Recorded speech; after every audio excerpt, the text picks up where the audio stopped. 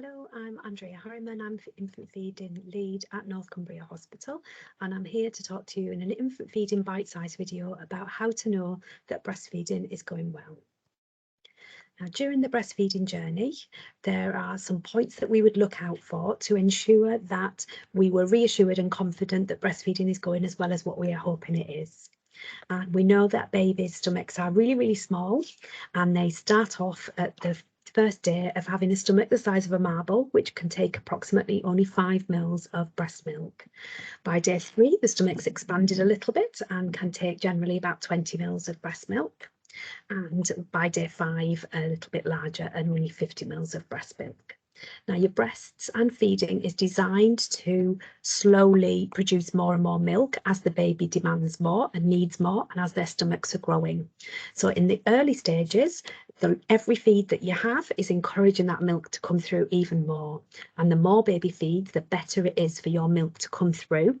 And that will naturally happen with all of that skin to skin and cuddles and all of that regular feeding and responsive feeding. So feeding the baby whenever the baby is showing those feeding cues. So a really good sign is that the baby is working for its own feeds when it wants to be, and that it's feeding nice and regularly. In the first few days, we're looking for around 8 to 12 feeds in 24 hours, but we know that in the first few days that can sometimes be a little bit less than that as the baby's recovering from the birth, or sometimes it can be more little and often feeds. As long as baby is feeding regularly, then that's what we're looking for. Now, we know that babies can feed between 5 and 40 minutes, and everybody is different. So we don't like to set a time on this, but we want to be able to watch the feed, see how baby reacts during the feed, and being calm and relaxed during the feed is a really positive sign that the baby is getting some milk. It's not agitated at the breast, it's just sucking and going through the process. Now, looking at the baby itself, looking at the output of the baby, the wheeze and the poos is a really reassuring feature, and we'll talk about that in a moment. But also watching the baby during the feed for those sucking and swallowing actions that the baby will go through. So initially you'll see lots of rhythmic sucking at the breast, the baby really pulling onto that breast and encouraging the milk to come through.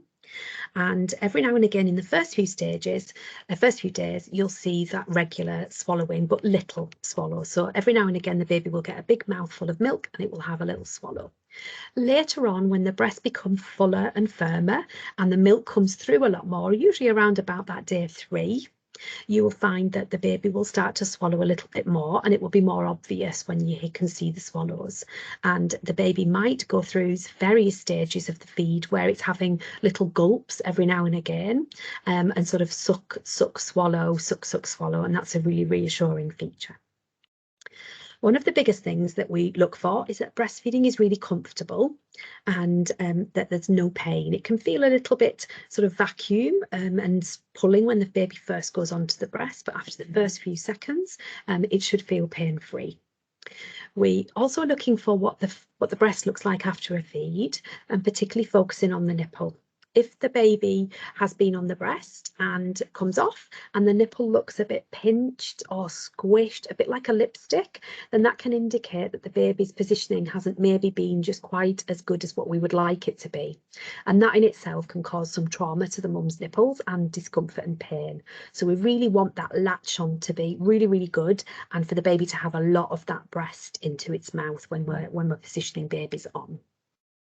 And the breasts naturally, as they start to produce more and more milk, will feel softer after a feed than they will before a feed. And that's a really reassuring feature. So we talked about the output, and it's really good to monitor that. And we know that in the early stages, in day 1 and possibly day 2, you might get those meconium poos, those sticky, tarry poos that just pass through the baby. And the more we have of that in the early stages, the better. And that gets it all through. And it's a really reassuring feature that the baby is feeding well and that the milk is coming through. This meconium will last usually a couple of days. By day 3, we would like the stool to be looking a bit more green, like the second picture. And then by day 5, we're looking for a sort of a yellow chicken korma with bits in it type stool. We're also looking at the wheeze that the baby passes. And in day 1, we're looking for ideally 1 wee. By day 2, 2 to 3 wees, by day 3, 3 to 4, by day 5, 5 to 6 wees. And by day 3, when the milk starts to come through, the wees will get a bit fuller. So you'll be a little bit more obvious that the baby's had a wee in the nappy. Lots of people find it really helpful to look at the colour strip on the nappy, and most of the nappies have that, and most of them will turn from a yellow colour to a blue colour when the babies are past urine. Now, sometimes you'll see, as in the picture above, that there's sort of like a brick dust to the nappy.